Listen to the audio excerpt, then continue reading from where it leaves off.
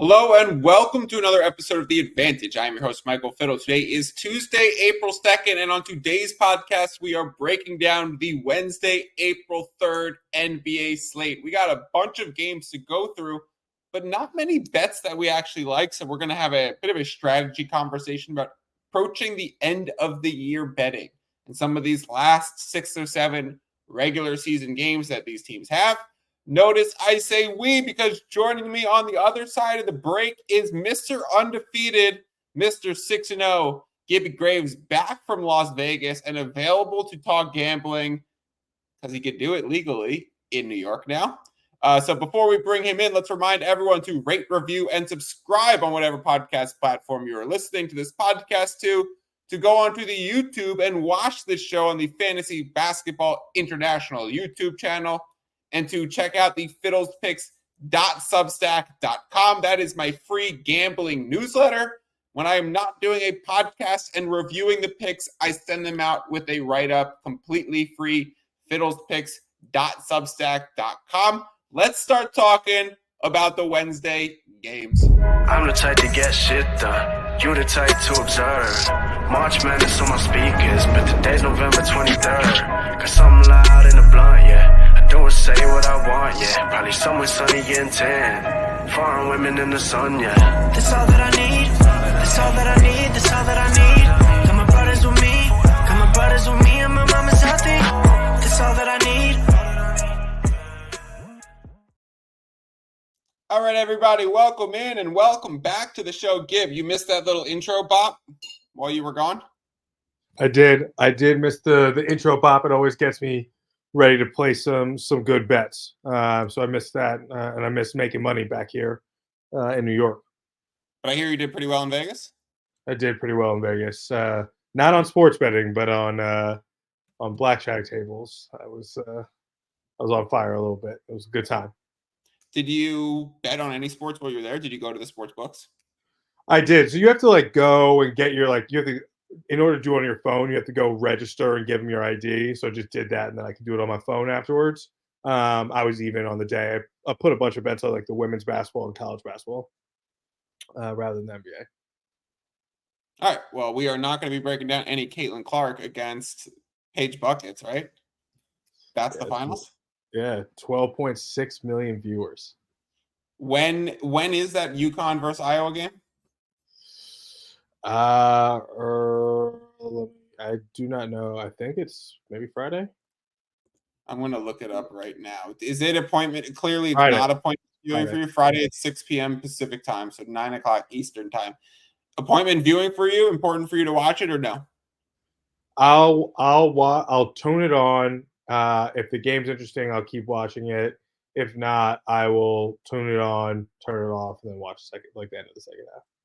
Have you cared much about the men's bracket? No, because the games haven't been fun. It's UConn's clapping teams. I don't really know any of the guys. They're not any superstars except for Zach Edey, I guess. But he's not he's not a surefire NBA draft pick, so it's less fun. So because there aren't these surefire superstars in college basketball, and players change teams all the time, I'm less into it. Yeah, I agree. I always say I think it's because we grew up in New York where there's no good. I mean, you can go all the way to Syracuse, which was 4 or 5 hours away of a drive, but realistically, that wasn't that close to us. We had every professional sports team. I mean, we had the Knicks, Nets, Jets, Giants, Yankees, Mets, Rangers, Islanders. So there's literally 2 of every professional sports team and no dominant college team in the area. St. John's, no. Syracuse, like I said, far away. So we grew up with professional sports as, the main form of entertainment. And I've always said, when people get so involved in the college game, they're like, how are you such a big basketball fan, but you don't watch college? I say, if they're good enough, I'll see them one day. Yeah. The good ones, the ones that you really want me to watch, I'll peep them as the 7th man on the bench next year. Maybe they'll be drafted in the lottery. This looks like a weak rookie draft, though, as you were saying. So not that interesting. Let's just move on to Wednesday. I will go up, like I always say, and throw up the FanDuel odds board onto the screen as me and Gibby work through this slate breakdown. Let me zoom in because it's way too zoomed out for the viewers. And although we present the FanDuel odds screen, it is not always where our bets are because we will line shop for the best possible odds.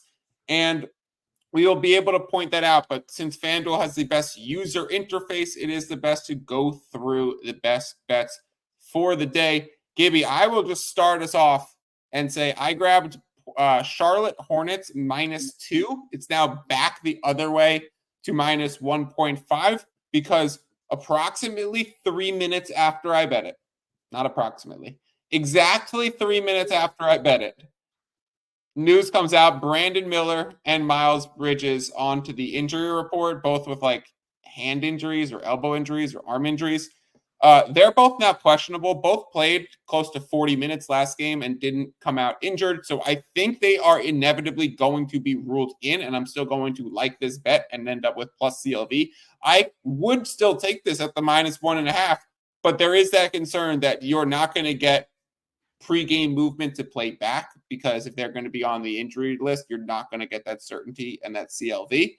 And then, of course, if they are out, that might be a ticket that you wish you could burn. So thoughts on Hornets -2 or -1.5 now? I like that bet. I've actually watched a couple Hornets games recently. I kind of like how they've been playing. Now, this is all obviously dependent upon Brandon Miller and Miles Bridges playing.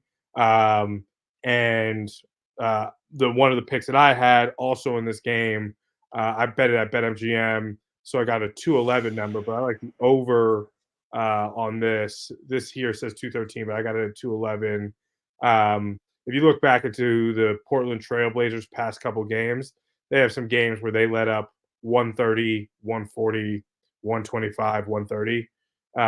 So defensively, they're not that great. Haven't been all season. So I think if the Hornets, if even one of those guys plays, Brandon Miller or Bridges, I think that 211, 213 number is an absolute steal. So this line Gib opened at 215.5, started working its way down, then got to 211.5 at certain points. We talk about resistance points or 211, like you said. We talk about resistance points in the market when it reaches down to 211 or 211.5, likely as a result of the injury reports and saying, okay, if Brandon Miller, Miles Bridges aren't going to be out there, let's knock off 4 points of the total. It started to creep its way back up. And FanDuel, I've been writing about this on the Substack, which is plug. Everyone should sign up for fiddlespicks.substack.com and read what I write carefully because sometimes you get some valuable nuggets. And one of those is FanDuel's been the book that's been going 10 toes deep into the under trend throughout the NBA. And that they've been saying, okay, we understand that these games have all been priced a little bit too high and unders are cashing at a historic rate. So therefore, we're going to go 1 point lower than most other books. So when you get an instance where FanDuel is willing to go 1.5 points higher than another book, that is a loud, clear sign that this is not going lower than Gibby's 211. He is going to have plus CLV on his ticket when it closes. He got it at the resistance point. It's probably not going the other way back up to 215.5 unless both those guys are active, in which case it might even go higher. But 211.5 still exists at ESPN Bet, and it's 213 everywhere else. So I do think that is a smart grab. And Gib, I might tell you on that. I just think the way that FanDuel's been setting the steam and the totals, and everyone's been catching up to where FanDuel is, it's notable that they're at 213 right now. Interesting. I didn't know that FanDuel has kind of leading the charge amongst all the books. Right. I don't want to call them a sharp book because they're not a sharp book. They're a retail book. I don't want to call them a public book, but I do know this might be the reason why. I do know that the head odds maker for FanDuel, this guy named John Sheeran, he loves basketball. Loves the NBA. So while you might go to Pinnacle or Circa and those guys are football junkies, or you might go to DraftKings and the guy's a college football and college basketball person. So a lot of their resources are pulled into those sports. FanDuel is very aware of what's happening in the NBA, and it's not a permanent thing. This is not something I'll blanketly apply to next season and say FanDuel's the sharpest NBA book. No, I'm saying right now they've been the book to catch on to this trend of unders, and to be pricing that in. So if they are going to price in this trend of unders in the last few weeks, and in this very game go against it, then I'm willing to go against it too. Then I'm willing to say, okay, now I have all the information, resistance point met, likely CLV on the over, injury-related dip, and probably worth grabbing that 211.5. I think I've been talking the whole time, Gib. I'm going to quickly change my settings. Apologize for all of the listeners. There. I just switched my audio from my computer microphone to my actual microphone that I'm speaking into. So apologies if it's been crappy sound quality, but the information should be sound no less. So Gib, I'm on that Charlotte Hornets -2, even though you can still get it at -1.5. You are on the over 211. You could still get it at 211.5. Was there anything else that you liked on this board?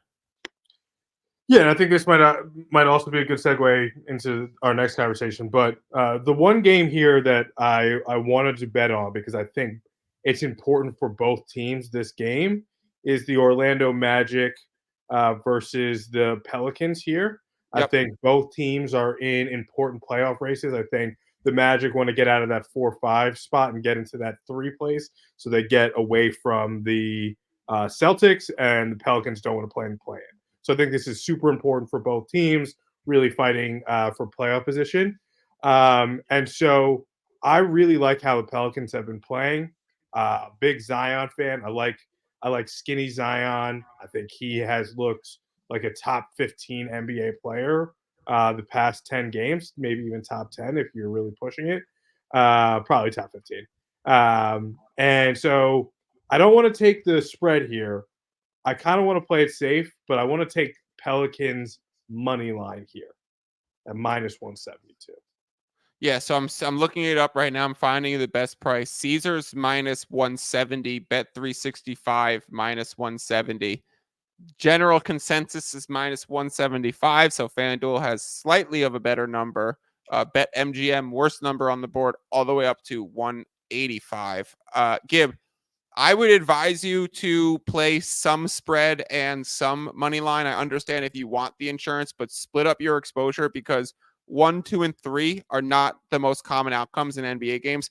This might be a dogfight where it's close and low scoring with two teams who have good defenses, with a game total at 209. So it might be a situation where you might want that insurance, and it might be a closer fight, and the value of 3 and 4 might be more valuable in this game because we expect it to be tighter and lower scoring and more of a dogfight. But generally, I would go money line when it's like 8 or 8.5 and it's moved through that. And I'm okay playing spread when it's 3 or 4-ish, but it's 4 moving to 4.5. That's when you start getting into it's moving through key numbers. I'm okay with Pelicans -170 on the money line and a little bit of -4. Home team Pelicans got a lot to prove as they get to the playoffs. Do you think Zion's going to be good in the playoffs? Do you think he's going to be an absolute bust and get exposed on defense, shown in the pick and roll, cardioed out to exhaustion, and then inefficient on offense? I believe in him. Was that a leading question? It was a leading question, but I disagree. I don't think he's going to get exposed like that. I think he got exposed in the play-in tournament. And he's not going to let that happen again. Oh, apparently he's 30 pounds lighter. So if Zion can use actual motivation from some of the rhetoric around him, that would be like the finally it happened. Can I give you my hottest take about the Pelicans and their offseason? Yeah.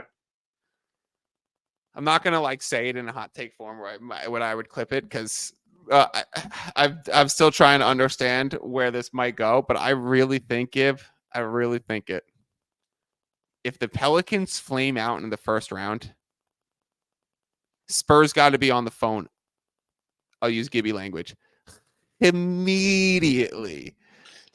You pair Zion and Wemby or BI and Wemby, you choose either of them. That is so much of a better fit than the Trae Young or DeJounte Murray type of stuff that we've been talking about. You go into next season with Wemby and Zion, so Wemby clears the floor spacing and covers up some defensive mistakes, and you get Zion just playing point forward, or you get BI being able to be a creator and ISO scorer, both are phenomenal fits next to Victor Wembanyama. What do you think they'd have to give up to get that? I know they have the pieces. That's what makes it so exciting. The Spurs have what it takes. They're not giving up Vassell. Windhorst talked about this on a recent podcast. That Vassell's apparently like an untouchable in a upgrade around Wembanyama, that they think he's the perfect fit. So you're going for someone who's not a 2 guard or not like a Jaylen Brown type, and you're going for someone who can be on ball and could put that shit in the bucket next to Vic. I don't believe that at all. That Vassell is an untouchable. If the Pelicans were like, "We'll give you Zion, but you need to give us Vassell," they're giving up Vassell. Yeah, I think so too. But that's the rhetoric. That's the rhetoric coming out in the media. Yeah. I always love hearing like these guys are untouchable. Untouchable. Like, Devin Vassell. I'll bite my tongue on that one. They're like barely starters in the league. You're like, all right, well, we'll give you a Zion. That guy is no longer an untouchable. Okay, but Zion was apparently, reportedly, up for grabs for a Scoot Henderson type of deal. First of all, holy hell did the Pelicans get lucky and avoid that. But they were asking for Scoot's medical records, and the Pelicans sent Zion's medical records to Portland. So, and then they said, no, discussions weren't even being had. Okay, yeah, discussions cannot be had while we still fax over our medical records. Anyways, I think it means he's somewhat available. If there's a playoff flameout, like if they go up against the Clippers and the Clippers just small ball torch them, or they just expose Zion, or BI's not healthy and back enough to be impactful, and they get blown out of the waters quickly, and they're not this playoff threat that we thought they were, then there's a chance Pelicans look to shake it up, and the Spurs better be on the phone. That's just my ultimate. We've talked about, is Donovan Mitchell going to be available? Is DeJounte or Trey, who's potentially going to go to LA? San Antonio should call New Orleans first and foremost above all of those people. I get a point guard. Yeah, Garland. I love that. Yeah, me too.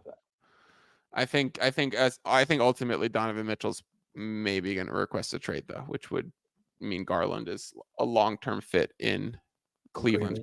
Yeah, let's get back to this slate, Gib. I'm perusing for anything else. Okay, let's talk about Oklahoma City at Thunder. Thunder at Celtics. 8.5 point spread. I want to use this game as a example for a bigger picture of just understanding late season betting. It is April 2nd. The NBA season ends on April 14th. This podcast is for April 3rd. So we got 11 or 12 betting days left. These teams have about 6 games left on their schedules. The Celtics are more than 6 games up and have already locked in the number 1 seed in the East, the number 1 seed in the NBA playoffs. I don't think that means that they're going to throw in the towel. I also don't think that means that they're going to be going all out. So you have to walk that middle ground. It's going to be really hard to try and bet Celtics. But what I definitely don't do, Gibby, I don't try and talk myself into Celtics don't care, Thunder do care. Celtics are not in a seeding race. Thunder are in a seeding race. Thunder need this one. Celtics may rest people. I am not going to do that because that can get you in so much trouble to, first of all, in life. Don't ever assume what anyone else is thinking and feeling, right?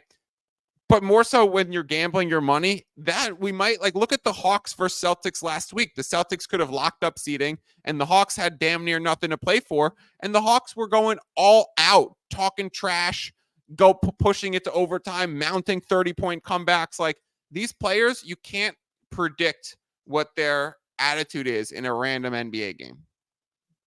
I agree. I don't think thinking the Celtics are just going to give up. But what I would say is, I'm a big player prop better, as the loyal fans of the pod already know. Yep. I would be weary of what player props you bet for the Celtics. Talk about it. Yeah, go a little bit in depth on that. So it'll be interesting to see what the lines are, but I think that Missoula and the coaches, if they do anything, they're not going to shut players down. But guys like Tatum, Brown, they may cut back their minutes a little bit just to get them a little bit rested, or to make sure there's no injury risk while making sure that they stay sharp for the playoffs. Because again, you're not incentivized to have to win, but you want them to stay sharp. So we may not be seeing Jason Tatum put up 35, 40-point games. It may be, he has a bunch of 25-point games, 20-point games, and you see a little bit more from Pritchard. Pritchard might be, betting Pritchard player props might be a little bit better because he's going to see a little bit of increase in minutes because they want to make sure if he ever needs to be ready for the playoffs, he's gotten a bunch of minutes recently. So I would just be weary. I'm not saying don't bet him or like refuse to bet him. Just make sure you're looking at what the lines are. How do they compare to typically in a normal season? Like, is Jason Tatum's over under now closer to like 24.5 versus typically during the season? I think it was 26.5, 27.5, somewhere around there, depending on the matchup.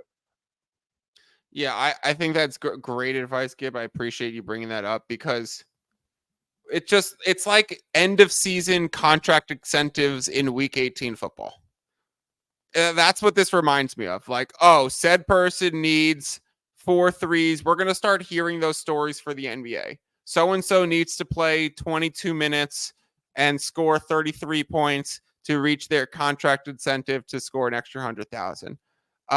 If that team's a playoff team and they're playoff bound, I don't think that they're going to prioritize the 33 points and getting the ball in his hands. If it's an important game, like those things aren't as impactful as you tend to think. So be careful about convincing yourself of something for a reason that you wouldn't bet prior.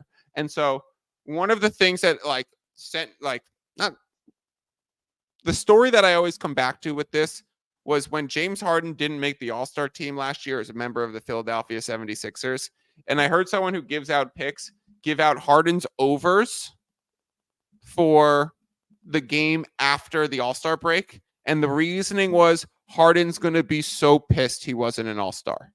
And I always go back to that. I'm like, how did we know that Harden wasn't in a beach on Cancun with margaritas and a beautiful woman and having a great time and with Rick Ross and Meek with him? And we look at the All-Star game and it was a terrible game and everyone's complaining in the media. You think Harden's re-entering game 1 back being like, I'm still pissed that I wasn't there. I feel snubbed, so I'm going to score a lot. Like, if we convince ourselves of these things and put money behind it, it's a pretty dangerous concept. I think that blanketly applies to the last week or two of NBA betting. You might want to scale down your exposure. You might want to look for more line swings, for more middle plays, for more of a CLV angle, and less of a I'm playing into this at tip-off. Play things back so you reduce your exposure. Look for those opportunities more so than the typical caps. And then we'll restart with the playoffs where, Gib, once we get to the playoffs, you're going to hear me giving the exact reverse lesson and saying just because the game's more important doesn't mean your bet has to be more important. And just because it's a playoff game doesn't mean we're betting 2 units instead of 1 unit. Just because the players care more doesn't mean you have to care more. So it's always just like kind of centering yourself and being realistic with these things. But I do want to hit a few more topics on this slate before we get out of here. BetMGM has Suns minus 5.5. I am going to grab that. There is movement towards the under. Everywhere else is at 225.5 for this Cavaliers at Suns game. I'm scared about grabbing that under in case Donovan Mitchell plays. But even if he does play, I think the Suns would be 4.5 or 5-point favorites.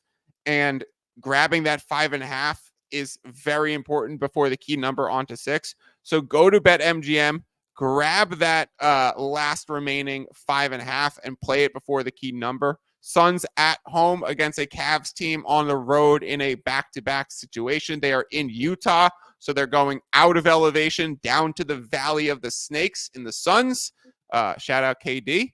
And then I think the Suns get that one done. I like it. I like that pick. Okay, so we're going Suns minus 5.5. I also have, Gib, last one. I personally bet Lakers at Wizards under 234, but it's moved everywhere to be 233. I'm going to find the best line, and I want to go through this. So the best line you could still find is 233.5. So you're off of a landing spot. The difference of going from onto a half number. If the 234, it's no longer a push. I would push, you would lose if you bet it now. My assumption with this Wizards-Lakers game, Gib, is that they are going to inevitably put LeBron and Anthony Davis on the injury report because the Lakers are on the second night of a back-to-back. I think Lakers play tonight, right? Yeah, the Lakers. I think they clapped the Raptors. Okay, so I think we're going to get to a point later tonight or tomorrow where LeBron and AD are on the injury report and the line dips, and that gives me the opportunity to play it back. Or one of them is going to be out, which gives me the opportunity to play it back. I am not playing under 234 because I think the game is going to go under 234. I think I'm playing under 234 because I think there's going to be 4 points of movement, and then I could play it over 229 or over 230.5 and create an equal exposure middle where they bounce off each other. Now that it's at 233.5, is that opportunity done because we've missed some of the value that I'm going to put into my middle? Or do you think going under 233.5 still valuable with Lakers on the second night of a back-to-back?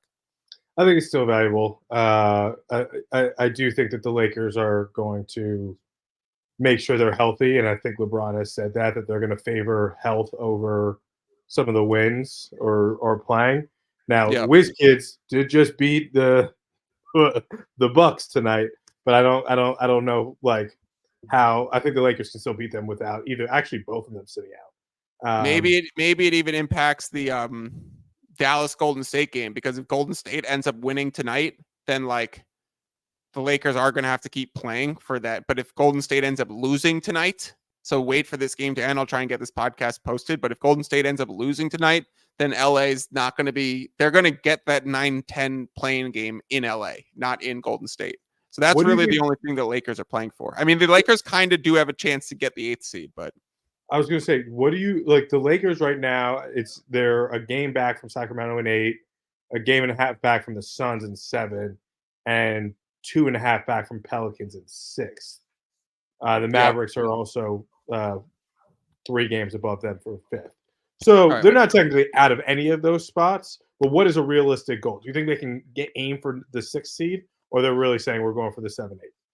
Lakers have 6 left. They play the Pelicans and the Warriors each once in that span. The Pelicans have 7 left. Which other team did you mention? Phoenix. Phoenix is the hardest schedule left in the NBA. They also have 7 left. So I do think it's possible for the LA to jump. LA gets, the Grizzlies and the Wizards in this last 6 games, whereas the Phoenix, listen to the schedule for the last 7 games of Phoenix. 2 against the Timberwolves, 2 against the Clippers, the Cavs, the Pelicans, and the Kings. Brutal. They face a strength of schedule of a 63% win record. That's like a 50-win team. That's crazy. Yeah. Suns playoffs already started. Let's go, which KD. is why they need to be playing with urgency tomorrow night. But that's not this perfect example. Suns need to be playing with urgency tomorrow night because they're in the play-in race. They need seeding. They need to work their way out of this. Ideally, it would be catastrophic for their team if they ended up missing the playoffs. Cleveland's going to be on the second leg of a back-to-back. So are we going to talk ourselves into Suns need this so much because this is one they need to have given how tough their schedule is and where they are? Yes, that's part of what I'm thinking, but no, that's not my handicap, because my handicap is going from the 5.5 to 6 is so valuable, and that Donovan Mitchell might still be out. So those things take precedent, and the reason why I'm betting, throw in that I think the sense of urgency will be there, but it's not the motivating factor that pushes me over the edge or convinces me to play this. Does that make sense? Makes sense. One last question before. Yeah, go ahead. We rock out of here because I think it's important and it's timely. 76ers, they're in 8th place. They're 2.5 back of the Pacers. Embiid is back. He helped lead them to a victory tonight over OKC. How many did he have tonight? He had 24 points in 29 minutes. How do you think this impacts betting for the Sixers? Do you think they're going for that 6th seed, trying to move up 2 games? Or, they're going to also be fighting with the Heat for that 6th seed. How do you think this impacts the play-in race for the Eastern Conference with Embiid back? Do you see the screen? Do you see what I just highlighted? So I just 195 for most improved. So I just highlighted Tyrese Maxey's minus 195 for most improved. The strength of schedule for the Philadelphia 76ers in their remaining games, Gib, the easiest in the league. We just went from the hardest in the league. Nice transition because you clearly knew. No, I'm kidding. You clearly did not know this. I did not know that. I know. The remaining 6 games after the Thunder played the Philadelphia 76ers on Tuesday night tonight. The 76ers have the Heat and the Magic. Okay, those are good teams. Heat and Magic, those are their next 2 games. They're going to do the little Florida powwow. And then they close the season with Pistons, Spurs, Grizzlies, Nets. So you get 4 absolute trash teams for Embiid to work his way back to, for them to bully. I really like the Sixers to make a nice little run. Ultimately, they're probably going to be in the play-in race. So it's going to, if they lose that first play-in game, maybe against Miami, maybe against Indiana or whoever, then they might end up getting the Celtics in the first round, which would be brutal, right? That would fucking suck.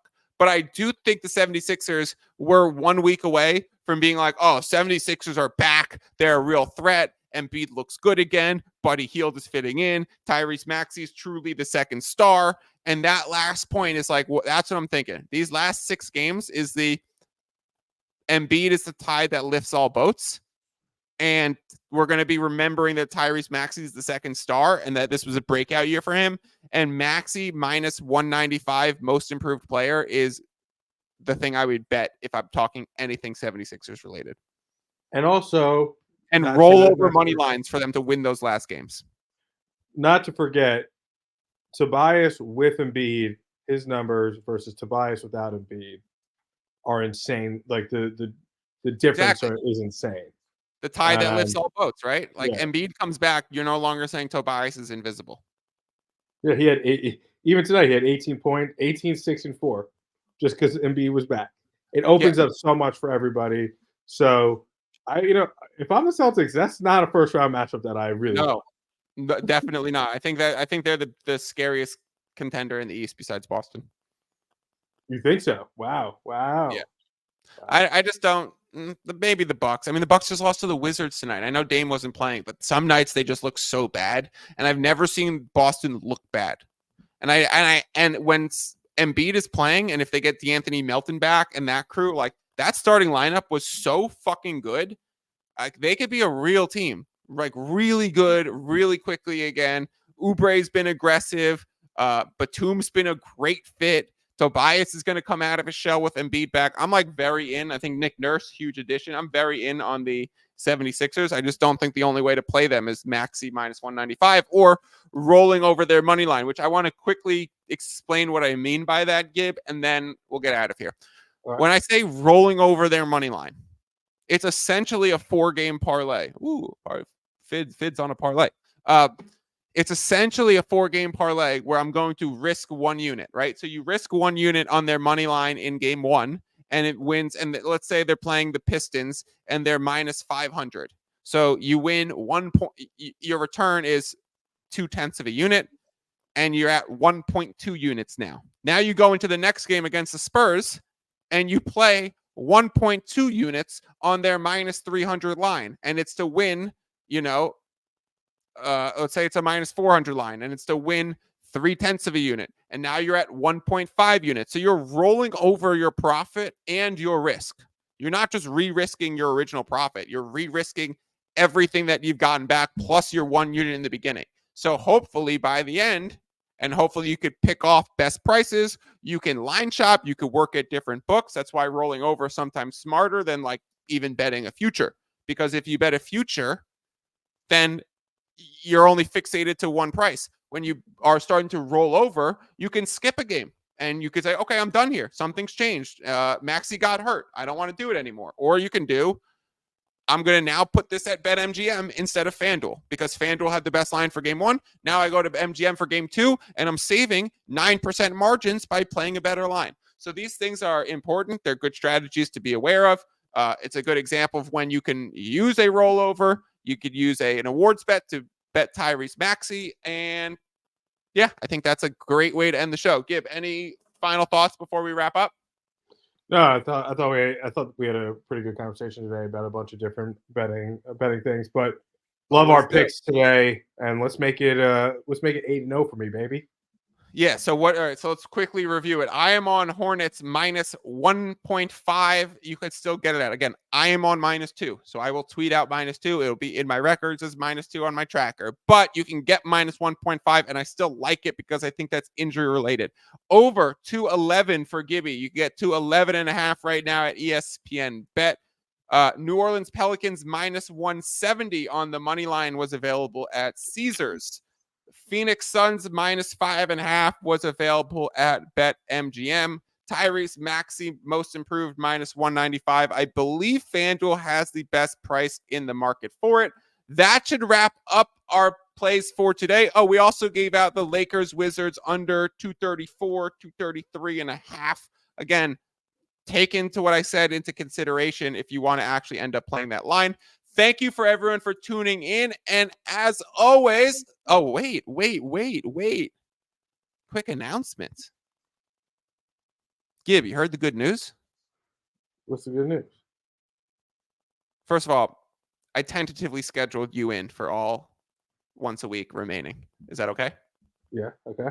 All right, good news, listeners. We got Gibby once a week for the rest of the season. And then the second bit of good news is that the listeners might recognize Drew from the last episode, who is the professional poker player. I have convinced Drew and one of my other friends, Mike, who are both full-time professional poker players and sports bettors, to start coming on the podcast with me weekly. So we were going to have the powwow of me and Gib once a week, and this man's undefeated. Then we're going to get some sports bettors who lose more than Gibby does because he's undefeated to have a weekly conversation. And we will continue check ball with AV every Sunday. We skipped this Sunday because it was Easter. Gib, last question, favorite Easter candy? Go. This is controversial, but I'm a Peeps guy. Yeah. Talk to you guys later.